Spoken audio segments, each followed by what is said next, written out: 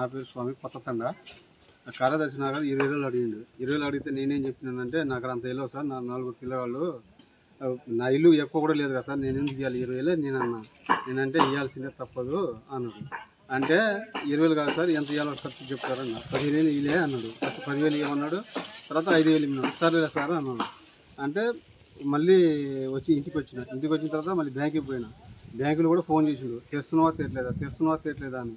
అప్పుడు నేను నేడిజిలో పోతున్నా, నేడిజిలో డబ్బులు తీసుకొని రా, నేను ఆడ నీకు ఫోన్ చేస్తాను, ఏమన్నా ఆడ ఇస్తాను నీకు ఫోన్ చేస్తా అన్నాడు. అందుకే నేను ఈ అంతా రభస ఎందుకు, ఆయనకి 20,000 ఇచ్చేది ఎందుకు, ఆ 20,000 నాకు సులాభ పడుద్ది అని కలెక్టర్ గారికి పోయింది.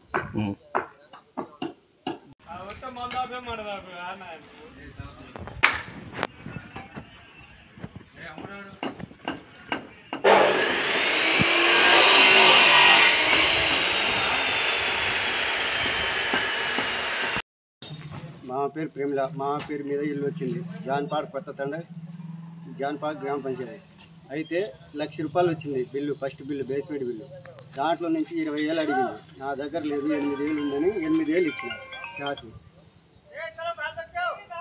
అది కూడా చెరువు కట్ట దగ్గర ఇచ్చిన. ఫోన్ చేస్తే చెరువు కట్ట దగ్గర రమ్మన్నాడు, చెరువు కట్ట దగ్గర పోయి ఇచ్చి వచ్చిన.